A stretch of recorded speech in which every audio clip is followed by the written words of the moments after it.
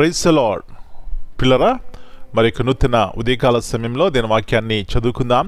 పరిశుద్ధ గ్రంథంలో నుండి హబక్కుకు గ్రంథము 2వ అధ్యాయం 4వ వచనం. హబక్కుక్ 2:4. అయితే నీతిమంతుడు విశ్వాస మూలముగా బ్రతుకును, but the just shall live by his faith. Yesu ప్రభువారి అతి శ్రేష్టమైన నామములో పిల్లరా మీ అందరికీ శుభములు తెలియజేస్తున్నాను. మరి యొక్క శ్రేష్టమైనటువంటి దినాన్ని దేవుడు మనకి ఇచ్చినారు. దేవుని యందు మరి ఆనందించి ఆయన స్తుతించి ఆయన మహిమపరుచుకుందాం. మంచిది. ఇక్కడ చూసినట్లయితే అయితే నీతిమంతుడు విశ్వాస మూలముగా బ్రతుకును. ఎవరు నీతిమంతులు అని చూసినట్లయితే మరొకసారి జ్ఞాపకం చేసుకుందాం. అబ్రహాము నీతిమంతుడు.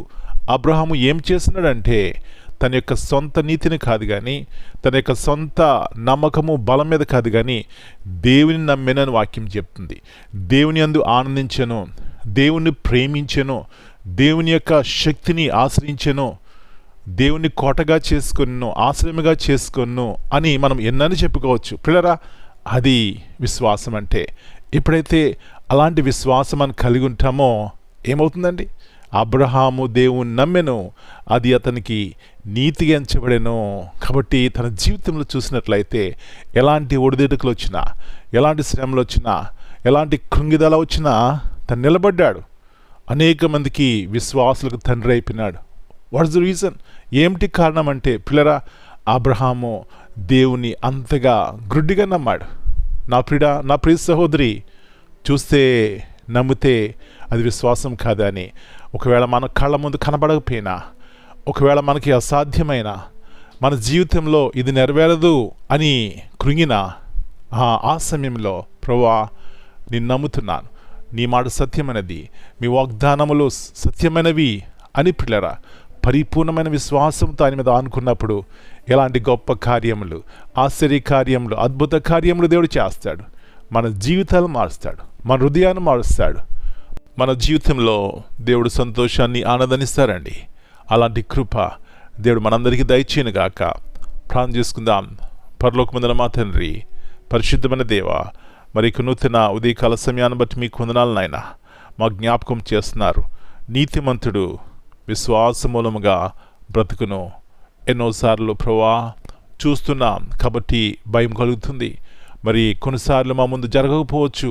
ఆ యొక్క తలంపులు బట్టి మా హృదయంలో వేదన, దుఃఖం కలుగుతుంది. కానీ అవిశ్వాసమనే పాపం ద్వారా ఇవన్నీ మా జీవితాలని ప్రభా కృంగింపచేస్తాయి. కానీ మరొకసారి జ్ఞాపకం చేస్తున్నారు, నీతిమంతులుగా మేము ఉండాలంటే మిమ్మల్ని ప్రేమించాలి, మీ వైపు చూడాలి ప్రభా. అబ్రహాం అది చేశాడు, గుడ్డిగా నమ్మనాడు ప్రభా. ఎలాంటి ఆశీర్వాదకరంగా అనేక మందికి అయిపోయినాడు. అలాంటి భక్తి విశ్వాసము మాకు దయచేయండి. చూసి నమ్మిట కంటే చూడక నమ్మిన వారు ధన్యులన్న వాక్యం చెప్తున్న రీతిగా ప్రభువా వెలుచూపు ద్వారా కాదు కానీ విశ్వాసము ద్వారా మేము బ్రతకడానికి సహాయం చేయమని మనం చేతిగా అప్పగించుకుంటూ మా ప్రియుల యొక్క కుటుంబాన్ని మీరు బలపరచండి. ఈ విధమైనటువంటి విశ్వాసంతో కుటుంబాలు కట్టుకుని నాయన ఆత్మీయంగా, శారీరకంగా బలపరచబడడానికి సహాయం చేయమని, ప్రతి ఒక్కరి కుటుంబంలో మీ సమాధానము సమృద్ధిగా వెలుబడి చేయడానికి సహాయం చేయమని, పరిశుద్ధాత్మ ద్వారా నడిపించి సహాయం చేయమని యేసయ్య అతి పరిశుద్ధమైన ఘనమైన నామమును బట్టి ప్రార్థన చేస్తున్నాను తండ్రి. Amen. God bless you all. My dear brothers and sisters, greetings in the precious name of our Lord and Savior Jesus Christ. Here we see in Habakkuk chapter 2 and verse 4, when life feels unfair, uncertain, or out of control, this verse reminds us what really keeps us standing. Faith, not our plans, not our strength, but trusting the one who never fails. Amen.